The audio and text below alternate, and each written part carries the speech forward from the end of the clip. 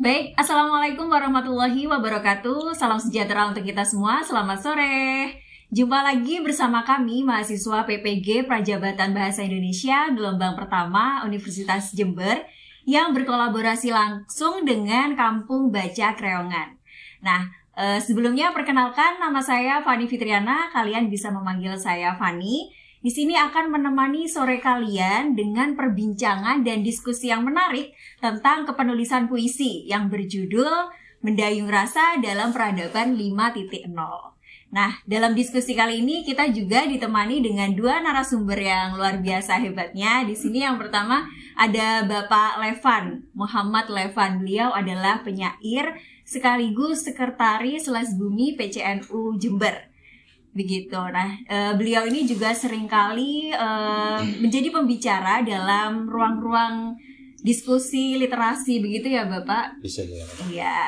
Sapa dulu, Bapak. Di situ ada teman-teman yang mau nonton. Selamat Sore. sore.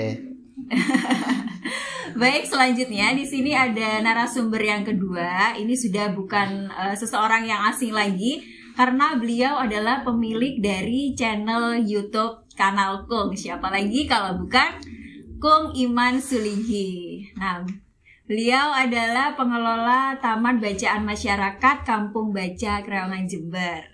Begitu. Nah, hari ini kita berbicara tentang puisi. Nah, Bapak dan Kung, seperti yang kita ketahui bahwa puisi ini sudah bukan menjadi hal yang asing lagi, karena sejak dulu puisi ini juga sudah ada kan. Ada puisi lama sampai puisi baru, muncul juga puisi-puisi beling seperti itu. Dan dari dulu juga sudah ada puisi-puisi yang tanpa nama. Sampai sekarang juga muncul penyair-penyair terkenal, ternama, sampai juga artis-artis seperti Prilly, Dian Sastro itu juga sedang menggebu-gebu tentang penyair. Nah, begitu. Tapi kalau misalkan kita korelasikan dengan peradaban yang saat ini atau era saat ini deh, menurut Bapak Levan sendiri, kira-kira puisi, definisi puisi atau pengertian puisi dalam kehidupan sehari-hari kita saat ini tuh seperti apa? Iya, terima kasih dulu. Selamat sore, saya sapa untuk para penonton. Begini ya, sebenarnya berbicara definisi di dalam puisi, apalagi sudah disebutkan tadi, kita akan memasuki era digital 5.0 yang mana beragam informasi kita bisa peroleh ya, bisa di Google dan dimanapun itu. Jadi sebenarnya sudah banyak para ahli itu mendefinisikan ini. Cuma kalau memang harus saya definisikan versi saya, kalau versi yang lain, karena setiap orang bisa dikatakan punya definisi tersendiri.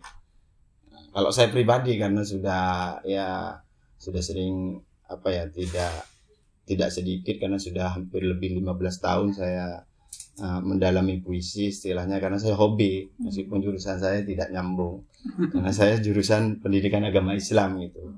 Cuma memang seringlah ngomong-ngomong tentang puisi. Nah, kalau menurut saya pribadi, puisi itu ya ini sudah saya gabungkan dengan pengalaman saya, dengan apa yang saya baca.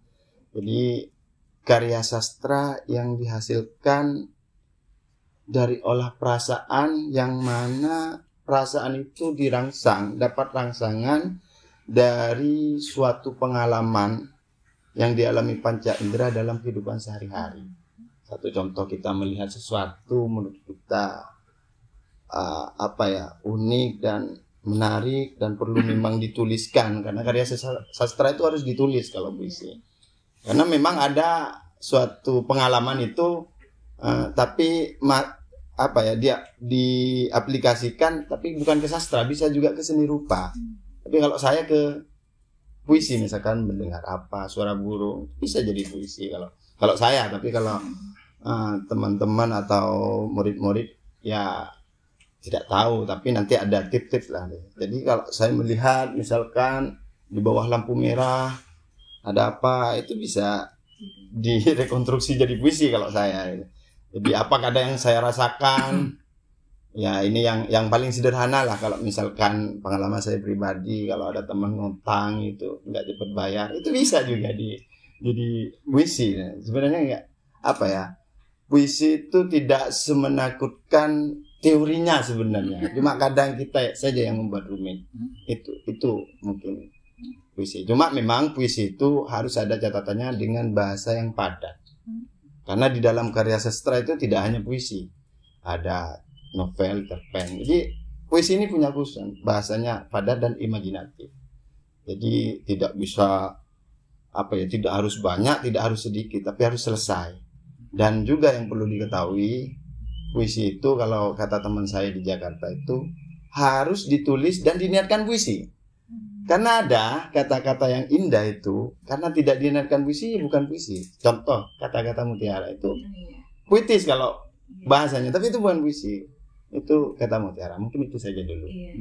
Ya baik, berarti puisi ini suatu wadah atau media untuk mengungkapkan perasaan dari apa yang kita lihat dari panca indera, ya kan? Begitu ya, Bapak? Ya, rangsangannya dari sana. Iya, jadi dari panca indera itu, misalkan mata melihat apa, kita rasakan, setelah itu kita olah. Telinga mendengar apa, kita rasakan, kita olah. Iya, begitu. Tangan kayak misalkan digigit semut, itu kan masuk panca indera juga, perasa. Itu gimana kalau digigit semut sekecil itu, sakitnya seperti itu gitu.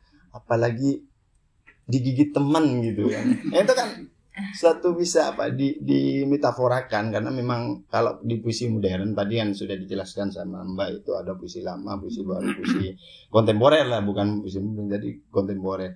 Kalau puisi lama ya contoh kalau di Indonesia, karena setiap negara berbeda-beda. Kalau di Indonesia ada pantun, syair. Kalau di Jepang sebenarnya penamanya saja, karena memang puisi pada asalnya tidak berjudul, seperti soneta itu. Soneta kan puisi 14 seuntai. Ada juga yang 4 seuntai itu namanya kuatrin. Itu nggak ada judulnya, seperti contohnya puisi Rumi 4 seuntai itu nggak ada judulnya. Kayak pantun lah kan nggak ada judulnya. Cuma pantun apa ya. Itu. Berarti sebenarnya menulis puisi itu banyak sekali rangsangan yang sederhana sebenarnya.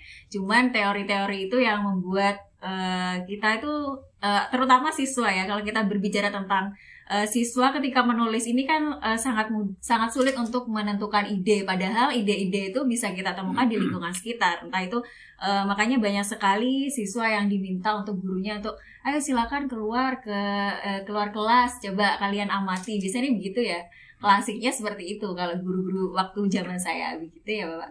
Kalau melihat dari pengalaman, sebenarnya bukan siswanya yang bingung sebenarnya, itu bukan. Nanti kan pasti ada pendapat siswa ini diajak nulis ini tidak bisa. Padahal kadang memang gurunya yang nggak ngerti. Karena memang dia kadang terfokus waktu kuliah hanya satu teori, misalkan tentang puisi ini. Nah, dia diterapkan ke sana, padahal puisi itu kan olah perasaan, tidak bisa dipaksa lah. Jadi mungkin bisa dipancing, dirangsang. Tapi kadang guru-guru itu kan kadang mau ngatur imajinasi muridnya. Muridnya bikin seperti itu, oh salah gitu, langsung bahasanya salah. Sebenarnya tidak, karena kalau sekarang kalau kita lihat sebenarnya kalau memang sebagai bahan penelitian lah untuk teman-teman, guru dengan murid suruh nulis puisi bersama-sama dan kita nilai siapa yang bagus puisinya. Saya yakin belum tentu yang punya guru yang bagus, saya yakin itu. Nah, tapi kalau untuk menari, karena ini memang kembali ke rasa ya, puisi itu ya memang kalau di sekolah-sekolah kan, karena ini pembelajaran memang harus diajarkan, tapi tidak bisa dipaksa seorang murid itu, karena punya passion masing-masing ya. Siapa tahu murid itu mengungkapkan perasaannya itu tidak lewat puisi, tapi lewat lukisan, bisa lewat nyanyian, nada, meskipun liriknya itu puisi. Karena lirik itu jenis puisi gitu. Nah, cuma itu yang kadang terjadi. Jadi seorang guru, tapi tidak semua ya. Seorang guru itu kadang memaksakan anak seperti yang diinginkan. Ini Pak, jadi langsung di justice kalau bahasa sekarang. Ini jelek, ini salah. Padahal yang benar seperti apa? Yang benar seperti apa Bu Guru kalau muridnya tanya? Bingung juga. Sudah jangan bantah. Kalau kan biasanya seperti itu. Seperti itu biasanya kalau. Jadi Ya kalau memang ingin punya murid yang bisa menulis puisi misalkan, kita harus memberi contoh dulu, karena kita sudah merasakan. Tinggal kita bukan ngajar kalau ke murid, kita cerita aja pengalaman kita. Saya awalnya begini-begini. Murid itu kan berimajinasi sendiri. Tapi kalau diceramahi, ya murid itu malas biasanya. Iya. Seperti itu. Ya ini juga yang sering sekali dikatakan oleh Kung Iman ya, Kung, tentang guru ini selama ini selalu mencetak anaknya sesuai dengan kemauan gurunya. Nah untuk hal-hal seperti ini bagaimana Kung? Seharusnya pengalaman Kung deh, kalau misalkan ingin anak mengolah rasa, imajinasi, membuat karya kan tidak ada yang salah ya Kung ya. Kita tidak bisa menilai ini salah, ini buruk gitu kok. Gimana kok menanggapi hal ini? Ya, jadi saya suka melupakan definisi. Iya. Jadi udahlah, nggak usah mikirin definisi. Kalau kita berikan definisi, nanti anak-anak bikin puisi itu lalu jadi rumus. Ada rumusnya begini. Lalu sensasinya di mana kan gitu kan ya. Nah, ini pengalaman saya di kelas ketika saya sendiri sebenarnya bukan guru bahasa ya. Cuman prihatin ketika anak-anak harus membuat narasi seperti itu ya. Kalimatnya standar. SPO, subjek, predikat, objek kayak gitu. Nah, itu baru dalam wilayah prosa. Belum lagi puisi, padahal bahasa puisi dikehendaki ada metafor. Ya, seperti itu ya, seperti itu. Jadi nah, kemudian sebenarnya yang ingin kita gali dari anak-anak itu sebenarnya mereka tergerak intuisinya. Jadi intuisi ya, semua orang pernah mengalami bahwa satu saat dia menulis puisi itu tidak bisa segera gitu ya. Tapi sekali waktu juga terjadi menulis puisi itu nggak bisa di stop terus gitu langsung sampai selesai gitu kan. Ada puisi yang sampai berhari-hari rasanya belum tuntas kan gitu kan. Nah, berdasar pengalaman itu saya lalu mempunyai sebuah pengalaman yang sifatnya eksperimental gitu ya.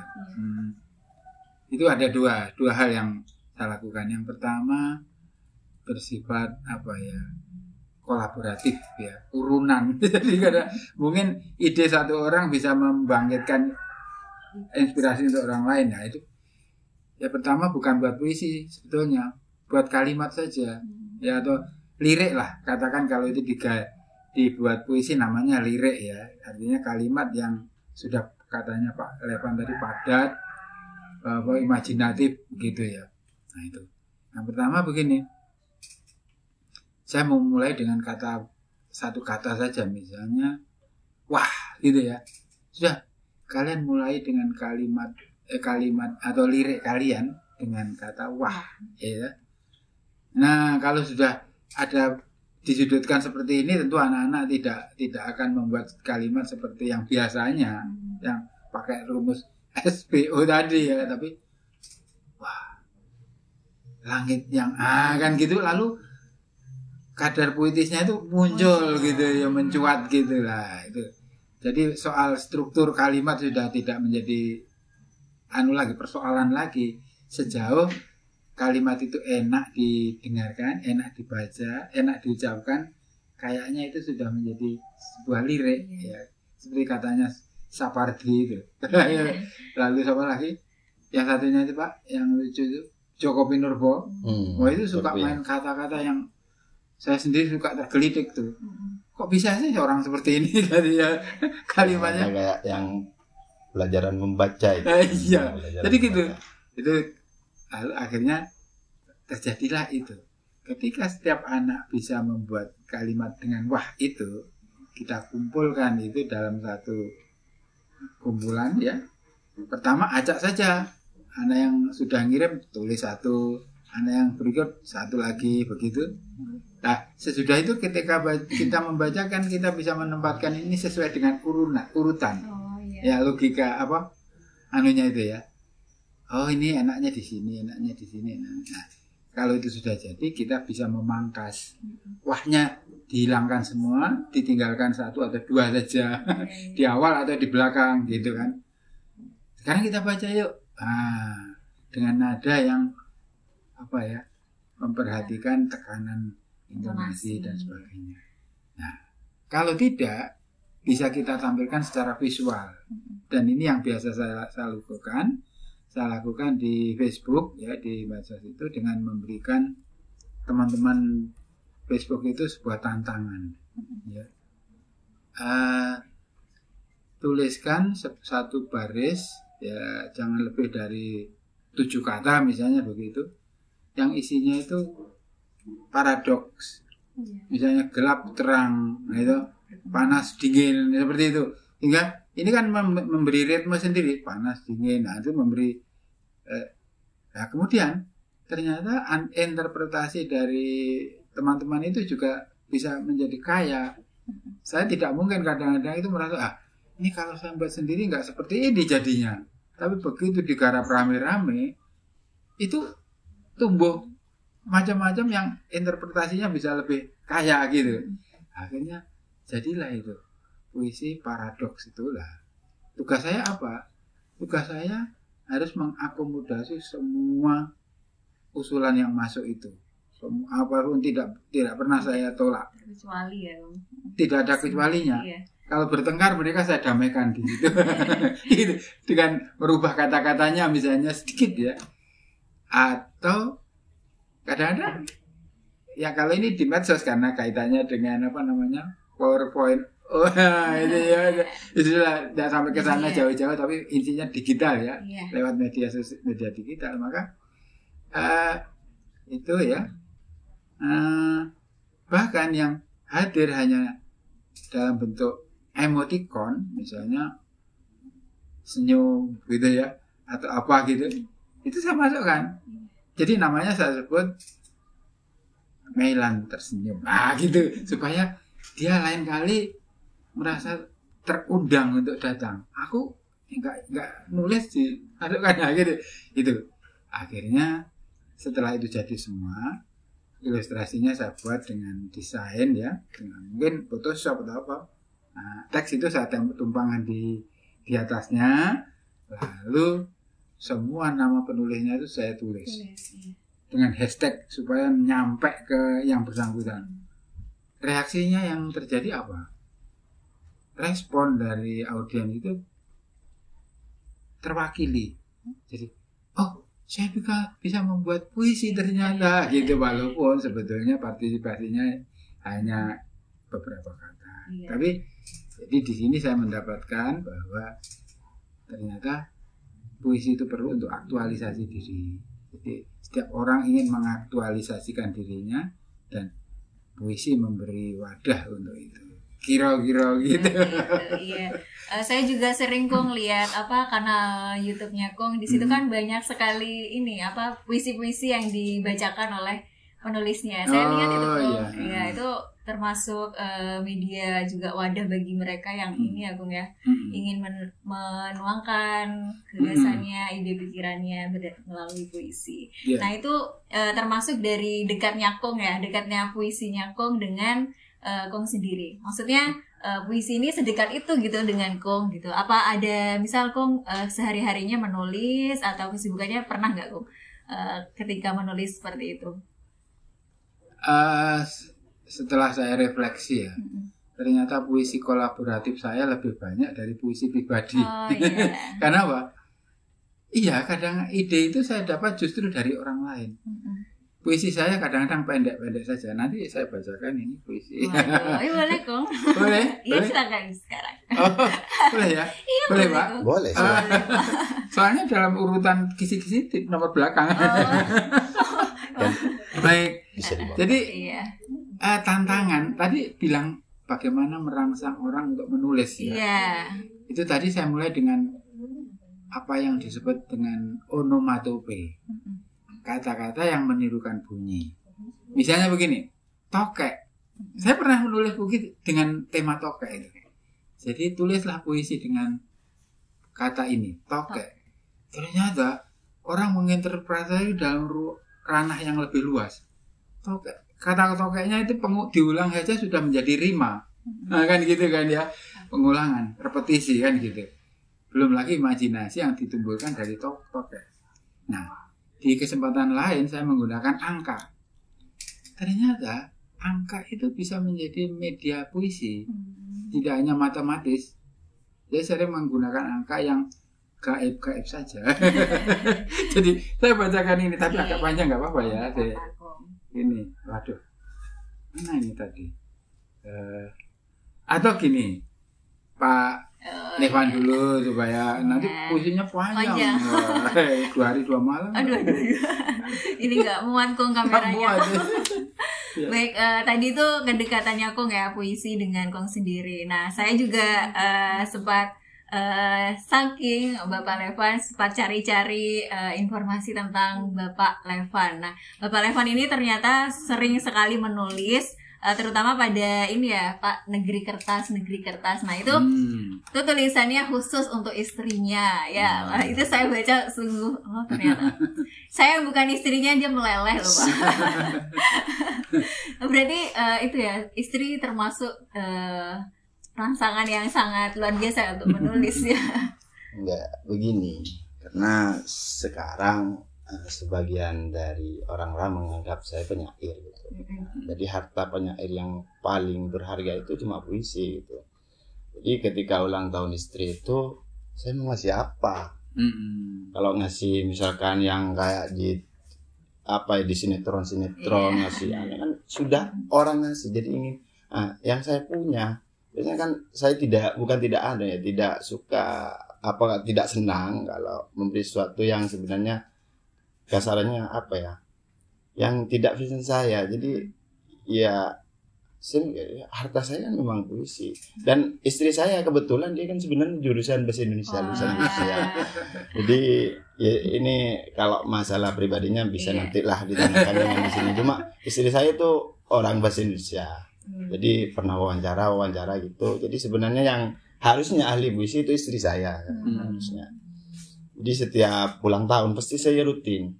Tapi kalau hanya puisi yang di-upload, misalkan saya buat puisi langsung kirim ke istri, rasanya gimana? Tidak ada esensinya ya. Bukan tidak ada esensinya. Jadi saya berpikir, ini harus saya nyiapkan, karena kebetulan saya juga banyak teman-teman yang bisa desain tuh. Ini harus dimediakan dulu biar lebih keren kan, lebih menambah nilai lah dari puisi itu. Jadi dimediakan dulu. Nah, di media itu tidak pribadi, untuk media-media itu kalau yang punya teman itu sifatnya support. Jadi silahkan saya ngirim nanti malam, besok pasti terbitkan, itu support. Untuk saling mendukung lah kan kayak gitu. Pak Levan saling mendukung. Kalau dikung, kalau sadar teman-teman ini, kalau sadar semua puisi yang dibacakan dan puisi yang dibuat itu sebenarnya pasti ada saya, kecuali yang agak terakhir karena memang ada kesibukan gitu. Jadi kalau memang teman-teman googling itu akan muncul sebenarnya semuanya karya-karya saya sebagian, karena sebenarnya karya saya yang tidak dipublikasi di situ lebih banyak sebenarnya. Seperti dalam bentuk buku cetak itu insya Allah sekarang sudah 10 sebenarnya, 10 buku dari 2014. Jadi memang kan kembali ke temanya itu perasaan. Saya memang kalau melihat sesuatu itu bukan dibawa perasaan enggak, tapi dirasakan gitu. Melihat apapun itu. Kadang saya sama istri jalan-jalan melihat kasarannya orang atau kok lihat-lihat kan, namanya makhluk kan harus dinikmati, disyukuri istilahnya. Ya akhirnya ya ngerti lah, kalau istri kan memang sudah risikonya ya bersuami seorang penyair, kalau kata teman kan penyair, risikonya seperti itu. Jadi kata-kata, bukan kata-kata gombal ya, kata-kata misalkan saya mengungkapkan sesuatu sama istri, ya kan kasihan juga orang ya, belum tentu dapat istilahnya dapat seorang teman yang bisa berkata-kata bagus, malah hanya bertengkar ya. Saya selaku yang bisa ya kadang berbagi kata-kata, meskipun kadang ada yang baper kan, yang menyebabkan ya sebenarnya itu biasa. Iya. Lalu kalau ini berbicara tentang ini kan tadi Kung membaginya melalui media sosial, Bapak Levan melalui koran atau buku atau hal-hal yang lain. Nah ini kan kaitannya dengan murid ya, karena Iya. sebenarnya untuk sekarang saya memang guru Desdi, tapi sebelumnya saya pernah ngajar di SMP, SMA sering. Dan bahan-bahan saya, Kung, kalau aktualisasi itu kalau dulu di Prajabatan itu saya meskipun guru agama ngambil aktualisasinya itu pakai puisi, meningkatkan kepercayaan diri dengan membaca puisi. Puisinya karya saya sendiri.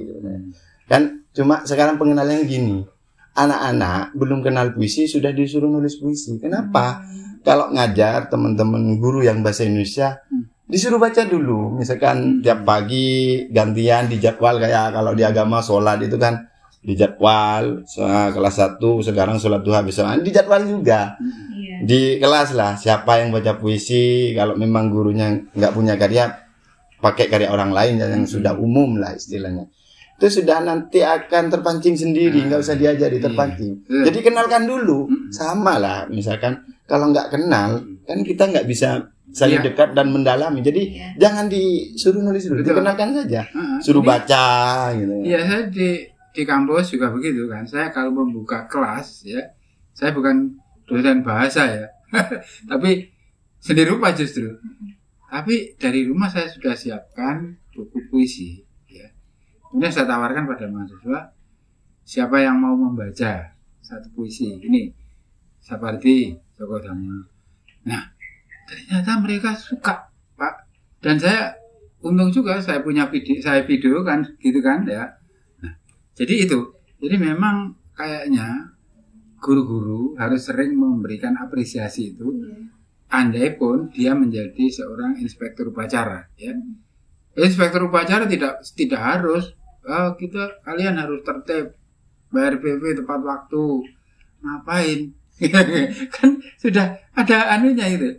Mending dia bacakan sepotong puisi, anak-anak ini puisi ini itu saya pikir lebih menyentuh ya ketimbang itu gitu. Jadi yang kurang di kita ini memang sosial apresiasi, Pak.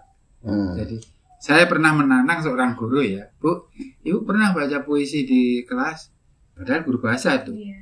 Malu, Pak. Loh, gimana toh? Malu, Pak. Ya.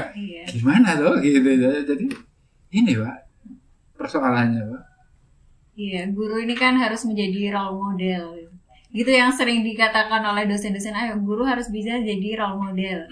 Jadi kalau misalkan baca puisi, ayo ke depan baca puisi. Biasanya anak-anak itu lebih kena kalau gurunya. Jadi tidak merasa, alah ini saya doang nih yang disuruh-suruh, gurunya sendiri tidak bisa. Biasanya kan seperti itu ya, Kung ya. Iya, perasaan anak-anak ini sedikit mumpung nyambung tadi tentang perasaan ya. Iya. Ya saya kira perasaan itu janganlah diterjemahkan menjadi perasaan melo, baper seperti itu ya. Karena saya lihat kalau deklamasi itu kan puisinya terlalu gimana gitu ya, meletus-letus gitu ya. Kadang-kadang nggak menangis, ditangis-tangiskan. Padahal ada puisi yang saya tuh suka melihat cara orang Barat membaca puisi. Itu sangat cool ya, datar. Kita tuh mencak-mencak, kadang-kadang mukul meja. Saya malah enggak. Tapi itu selera pribadi kali ya.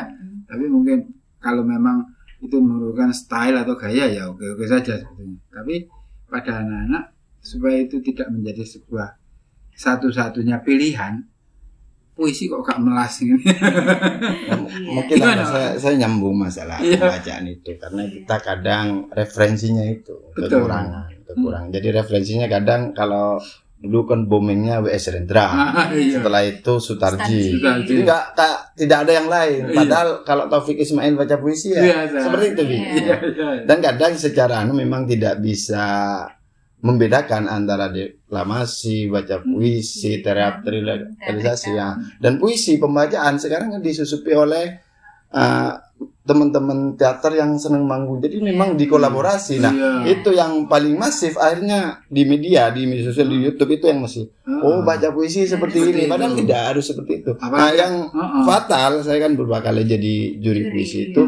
Puisi sebenarnya kalau dibaca ya disesuaikan dengan isi puisinya. Kalau isinya marah, tapi marah itu tidak harus teriak. Orang nangis juga bisa marah loh. Ya. Orang marah itu ada, orang marah itu tapi nangis, tapi sebenarnya marah. Jadi bukan teriak gitu. Jadi di anggapan para murid sekarang kalau baca puisi ini agak melenceng dari tulis puisi dulu karena ini untuk merangsang rasa ya. Jadi puisi yang bagus itu yang menangis membuat orang bersedih. Padahal puisi itu membuat orang bahagia kok. Ini mau membuat orang bersedih gitu. Memang ada puisi sedih, puisi sedih ada. Cuma puisi kalau yang bagus dia kalau membuat yang mendengarkan menangis itu bagus. Itu keliru sebenarnya. Betul. Karena begini, puisi yang bagus itu yang tidak sering diungkapkan dengan kata sehari-hari. Misalkan aku rindu itu sudah sebenarnya kalau di tingkatan klise itu. Sudah bukan puisi, klise. Padahal rindu bisa dicitrakan misalkan pakai indera mata. Mataku tidak bisa berkedip ketika kamu tidak di bangku. Film, orang kan biasanya bilang I love you toh. Ini bintangnya namanya Sidney Poitier ya. Ungkapan I love you-nya itu dengan satu rasa yang berbeda. I need to be needed. Wah, aku butuh dibutuhkan. Loh kan keren tuh ya. Tidak pada umumnya. Jadi pemilihan puisi ini harus diksinya harus benar-benar diperhatikan selain bentuknya gitu. Ini puisi ini nggak tahu tapi ya begini jadinya. Jadi saya memakai kata ya, huruf angka ya. 37 remaja yang resah atau coba-coba membeli lem berbau etanol dan menghirup baunya. Dengan cara itu mereka berharap bisa keluyuran di surga, menemukan mimpi dan mengikis semua beban masalahnya. Tapi jumlah itu bisa melebihi yang diduga, karena selebihnya melakukan dengan cara yang berbeda, yang kalau kau tahu pasti geleng-geleng kepala. Dan mereka juga menggeleng kepala dengan sebab dan alasan yang berbeda. 37 remaja yang resah atau coba-coba membeli lem berbau etanol dan menghirup baunya. Tapi sebagian besar orang tua diam saja, seolah tak terjadi apa-apa. Membangun gedung megah serbaguna, tapi tidak untuk menampung kegelisahannya. Lalu mereka menemukan tempat lain di sepanjang sepi jalan kereta yang diam-diam mengintip nyawanya. Jadi ada rima di situ, ada repetisi, terus ada angka, seperti itu. Ya ngomong-ngomong tentang ini nih, isi dari sebuah puisi maknanya. Berarti bisa dikatakan kalau puisi ini bisa menjadi media literasi, begitu. Di sini kan dua narasumber ini luar biasa, seringkali menjadi pembicara dalam ruang-ruang literasi. Nah, kira-kira puisi ini dapat menjadi media literasi juga bukan, Kong? Bapak, bagaimana? Kong dulu. Ya, Kong dulu boleh, silakan. Nah, iya memang puisi itu ya literasi itu sendiri. Kita karena kekurangan literasi, kita maksudnya kurang belajar ya. Jadi masih puisi, padahal puisi bagian dari literasi itu. Namanya bagian pasti apa tadi? Mempengaruhi ya? Ya pasti mempengaruhi karena bagian. Karena begini, ini sastra itu punya anak kandung. Ada puisi, novel, cerpen. Itu sastra. Jadi sastra anak kandungnya puisi. Karena puisi itu sastra kan artinya tulisan. Puisi itu tulisan. Terus kembali ke literasi. Literasi itu kan bahasa barat saja. Itu kan pemahaman tentang tulisan, sudah budaya yang dari budaya lisan ke budaya tulisan seperti itu. Nah, apakah puisi berpengaruh? Dilihat dulu pengaruhnya maksudnya untuk siapa? Apa untuk ibu rumah tangga? Untuk guru-guru? Kalau untuk guru bahasa Indonesia jelas. Kalau tidak bisa menulis puisi berpengaruh bagi mental itu. Nah, itu.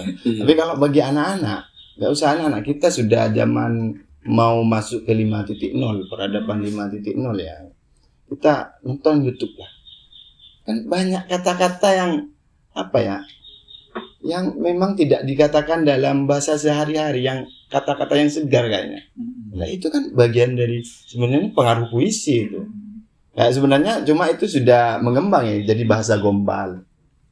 Padahal gaya bahasanya itu puisi. Cuma karena memang tidak diingatkan puisi, diingatkan gombal. Jadi gombal. Sebenarnya itu pengaruh puisi bahasa gombal. Iya, betul. Coba kalau kita lihat truk-truk gitu. Itu truk-truk bahasanya puisi semua. Di belakang itu ya. Di belakang, di depan Sama, ya. ya. Ya, jangan bilang cantik kalau belum bersuami. Nah, Supir truk. nah, Itu ungkapan kan Iya. hanya mau bilang ya. Itu tergantung penyanyi juga. Oh, itu bisa ada yang baca itu marah, bisa ada yang iya juga ya. Makanya puisi itu sebenarnya nggak bisa dinilai maknanya. Kita kembalikan ke pembaca. Karena misalkan saya buat puisi, pembaca A dengan pembaca B tidak akan sama menerima Iya, itu. mengartikan. Dia akan menyesuaikan dengan rasanya, dengan perasaannya, dan kadang dikait-kaitkan dengan pengalamannya biasanya. Oh ya ini cocok, padahal ditanya ke satunya, puisi Pak Levon ini cocok ke saya, ini mirip. Padahal puisinya masih sama ya, dibaca oleh B.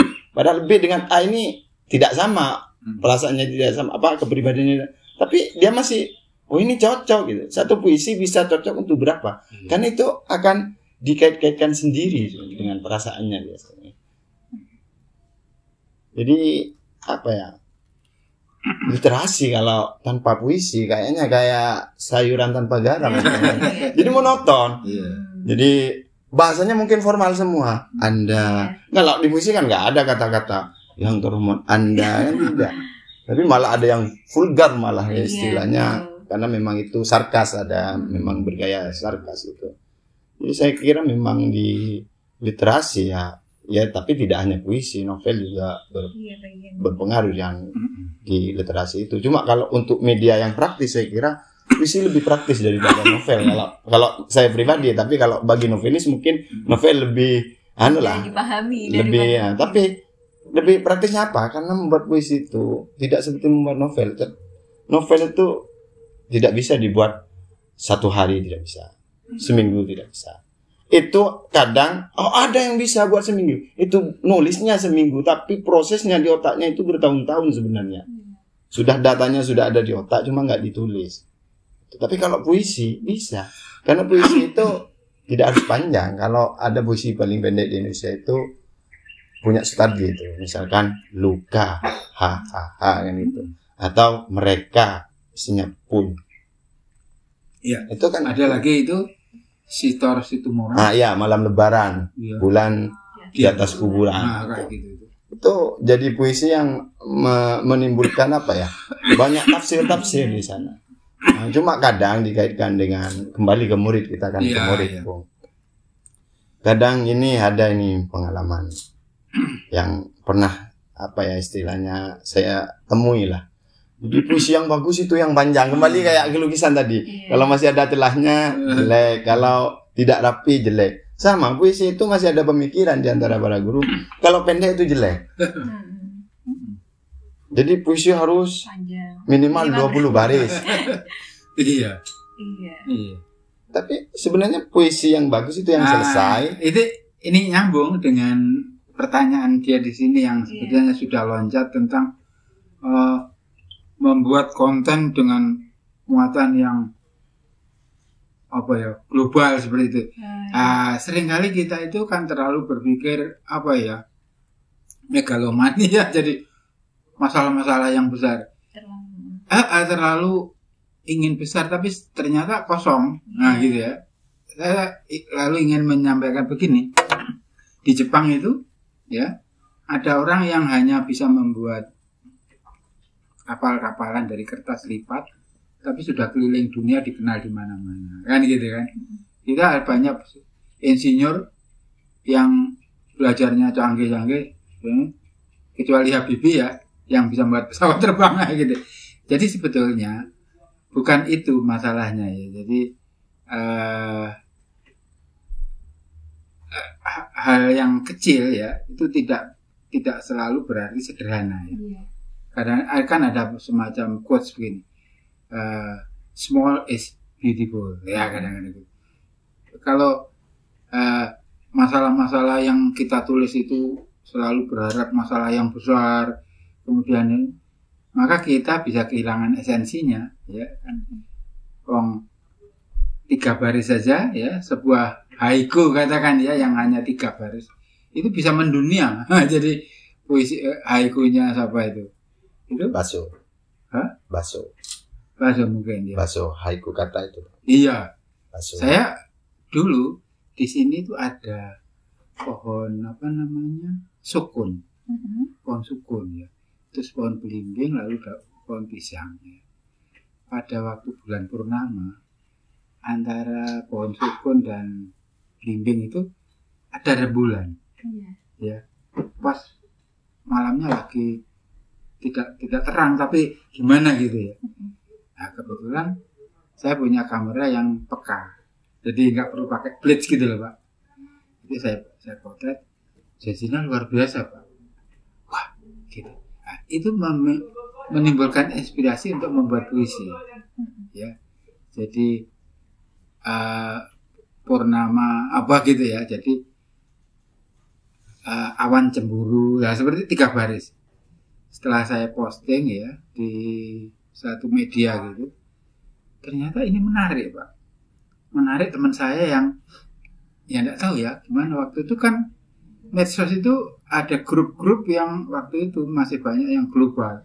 Jadi misalnya kita masuk ke poetry gitu ya, itu anggotanya dari Amerika, dari mana-mana gitu ya. Saya masuk di situ, saya posting, ternyata dia tertarik. Saya di message itu.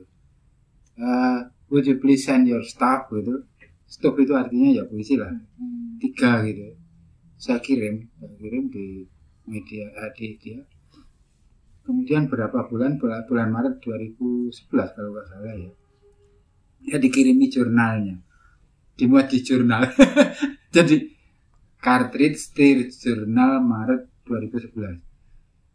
Setelah saya baca ulang itu, saya malu ya. Saya masuk di grup haiku Pak. No, haiku apa haikuku? Haikuku, dua-dua saya masuk ya. Di situ saya tahu bahwa puisi haiku saya salah. Tapi sudah terlanjur di publik.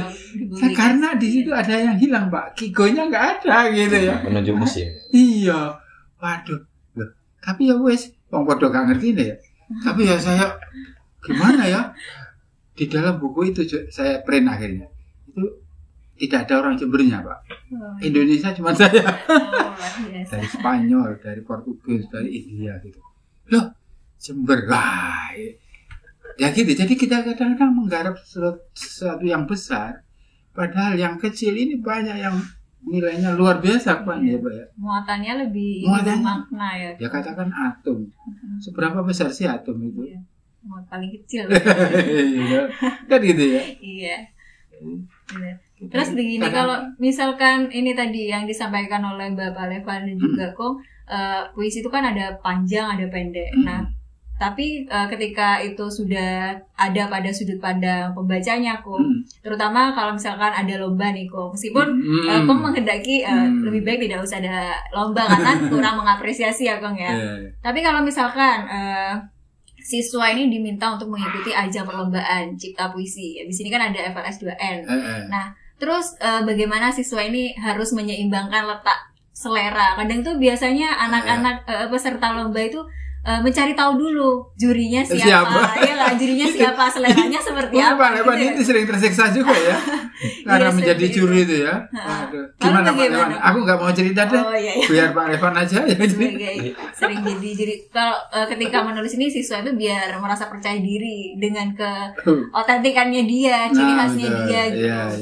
Sebenarnya tidak harus mengikuti jurinya seperti apa gitu. Tapi kan ketika lomba itu tetap kan harus ada juara 1, 2, 3 tetap ada harus juara 1, 2, 3 dan ya semua apa kata juri ya. Nah, kalau di lomba itu juri malah tidak terlalu merdeka karena di sana ada juknis. Kita itu bekerja untuk juknis kalau lomba.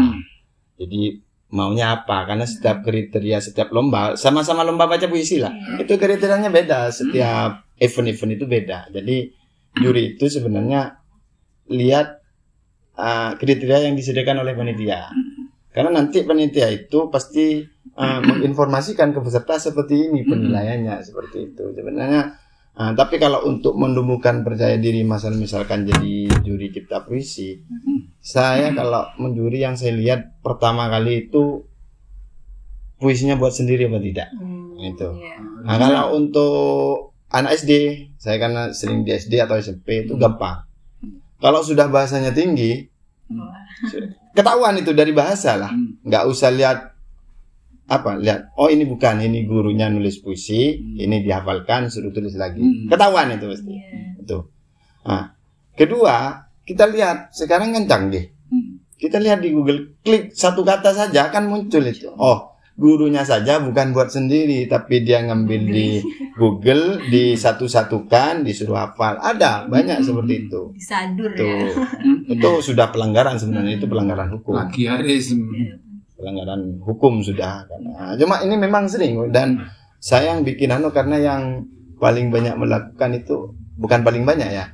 Kasus yang paling besar kemarin yang membuat saya karena masih satu wilayah, yaitu Banyuwangi, yang perempuan itu fatal, saya lupa namanya, itu yang sering diundang ke Metro TV ke apa itu.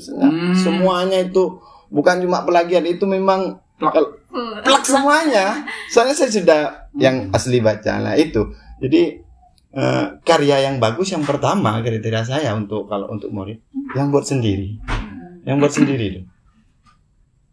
Kalau tidak buat sendiri bagus itu jelek. Jadi buat sendiri. Itu tingkatan yang paling, kan ada tingkatannya. Jadi tingkatan yang paling bawah, kriteria pertama lah istilahnya, buat sendiri. Yang kedua bahasanya yang tidak klise. Yang ketiga ini temanya tidak klise. Tadi bahasanya yang bapaknya kalau aku rindu itu bahasa apa kata-katanya. Nah, di atas kata-kata temanya. Misalnya temanya kalau nggak cinta-cinta itu biasanya kalau sekarang tema-tema gitu pasti dicoret kalau untuk di dekat SMA itu. Mainstream. Jadi harus kalau yang dewasa itu malah sudah ke gender atau ke lingkungan. Nah, istilahnya sudah isu-isu lingkungan. Jadi karyanya bagus, tapi tidak menyentuh misalkan keadaan sosial di lingkungan, itu pasti dicoret. Jadi yang soalnya di kriteria itu ada kebaruan ide. Soalnya ini secara bentuk bagus, isinya penyampaiannya bagus, tapi temanya sudah umum. Itu dianggap jelek. Begitu. Jadi kalau untuk menambah biar semangat, sebenarnya kalau di lomba nggak bisa menambah semangat. Jadi saya rasa ini untuk guru-guru yang di sekolah, terutama guru bahasa Indonesia, untuk menambah semangat pada siswa itu bukan di lomba sebenarnya. Karena lomba itu kadang ditunjuk, anaknya nggak mau dipaksakan, itu biasanya. Jadi yang punya kesempatan besar adalah guru-guru tersebut, karena yang paling paham kan, setiap hari berinteraksi, yang punya kelas lah, mau diapakan kan sudah terserah sebenarnya. Meskipun ada tuntutan kurikulum, tapi kan tahu mana yang kurang percaya diri suruh baca puisi, mana yang memang hobi puisi, nah itu diberi pendampingan. Sebenarnya atau kalau saya begini dulu waktu ngajar, ini SD malah saya tidak nyoba SMP, karena kalau SMP kadang ini sudah dimuat satu kali langsung merasa di atas, akhirnya terlena itu. Saya pernah siswa SD itu saya dampingi, saya kirim ke media, jebol dong. Jadi di media nasional di Jakarta, jadi saya print itu saya kasih ke anaknya. Soalnya kan mau beli medianya kan di Jakarta nggak bisa. Jadi itu membuat semangat gitu sebenarnya. Dipublish, ikut membantu publish juga itu. Karena kalau masih pelajar kan nggak ngerti kadang, bukan nggak ngerti ngirim email, cuma dikirim kemana itu nggak ngerti. Ya kita bantu lah. Kalau memang ada honornya kita kasihkan. Ya, sekarang dengan keberadaan media digital lebih gampang membuat grup-grup WA ya, itu kan media yang bagus ya, tanpa biaya lagi. Lebih praktis. Kalau saya ingat dulu waktu masih di Madura itu mau buat kirim ke koran-koran tuh pakai masih mengalami yang pakai perangko itu. Jadi puisi saya dimuat tahun 2007, karya tahun 2006 itu langsung puisi pertama saya dimuat di Horizon lagi. Puisi pertama itu. Horizon dulu tahu sendiri sampai lekung kalau kaki langit karena saya masih belajar. Kalau pelajar kan memang ada, tapi alumni itu kan sulit. Ya. Alumni itu di Madura saya lihat sekolah saya yang kedua setelah Anokoya. Akhirnya karena banyak yang langganan majalah Horizon, kalau di Madura pesantren-pesantren langganan itu banyak yang ke rumah itu tanya kok bisa jebol apa, padahal nunggunya itu 1 tahun. Jadi karena amplop sistemnya surat, jadi ada jawabannya mesti lama. Dibalas surat ini masih minta persetujuan, ini layak dimuat gitu, dikirim lagi masih nunggu lagi. Kalau sekarang kan ngirim 1 bulan sudah dimuat, sudah langsung iya, cair. Sekarang dimuat sekarang lebih posting sudah lebih mudah sih. Cuma memang ada kelemahannya juga, semakin mudah akhirnya tidak ada kuratornya, akhirnya kurasinya tidak ada. Ya, ini kadang teman-teman yang baru buka Facebook sudah langsung baca, oh ternyata seperti ini puisi, padahal itu juga karya orang yang baru belajar gitu. Hanya ditiru, hanya gitu. Iya, berarti kalau media itu lebih mudah terpenuhi, akhirnya siswa ini malah ini ya kurang gregetnya ya. Jadi ya seperti itu kan Bapak ya. Kalau misalkan media, misalnya sekarang kan banyak sekali media sosial ya, apalagi WA, Instagram, kemudian Facebook. Nah ini kan sekarang anak-anak itu sering membuat caption di situ. Nah caption ini ternyata tadi saya tuh baru berpikir, oh ternyata tidak semua yang ditulis itu adalah puisi, karena bisa jadi kata mutiara yang kata Bapak Levan tadi di awal, tidak semua yang puitis itu puisi begitu. Jadi kalau misalkan ini proyek kami kan nanti akhirnya pengumpulan karya, pameran, berarti ini bisa menjadi wadah yang bagus ya untuk siswa-siswi nanti bisa, kalau berkenan hadir ya Bapak Levan hadir kira-kira bulan Mei nanti. Itu nanti ditampilkan dalam bentuk cetak yang apa gimana? Iya, insya Allah sih cetak bersamaan dengan seni rupa aku. Yang kemarin kan seni rupa pengumpulan karya sekaligus juga puisinya. Kong, begitu. Baik Kong, untuk yang terakhir nih Kong, karena waktunya kan udah limit. Pesan terakhir dong Kong untuk siswa-siswi agar ikut Kong, untuk menumbuhkan semangatnya biar bisa mengapresiasi dirinya sendiri nanti. Pak Levan dulu aja. Ya, ya, Pak. Oh iya Pak Levan ada hutang baca puisi loh. Nah itu dia. Ya, kalau baca sih begini, saya baca pertama bukan untuk lomba, cuma ingin sebagai materi ya. Saya ini ada ini grup di Facebook dulu puisi 2,7, jadi 2 baris 7 kata itu, jadi memang tidak panjang. Ini saya menulis, saya baca ya. Dari ragam tema yang saya tulis, mungkin nanti teman-teman ada yang judulnya ini Koran, judulnya Koran, halaman demi halaman ku baca, luka-luka halaman utama. Itu yang pertama. Yang kedua, anak kecil, judulnya anak kecil, jadi sudah tidak tema I love you lagi. Tangisnya merdu di telinga, senyumnya bahagia sempurna. Itu yang terus ada ini yang ya biar dianggap mungkin itu nggak bisa buat kata-kata romantis ini. Jadi saya juga buat yang kesana lah, hujan rintik terdengar mesra, rinduku daun sebasah tanah. Ini ada buku juga, judulnya buku. Nanti insya Allah ini yang buku-buku puisi-puisi pendek saya terbitkan tersendiri. Buku lembar demi lembar kehidupan, halaman masa depan. Nah, berapa lagi nih yang saya baca? Sate. Jadi temanya sudah ke kuliner ini, sate. Daging dan tusuk menyatu, rasa senikmat jumbo.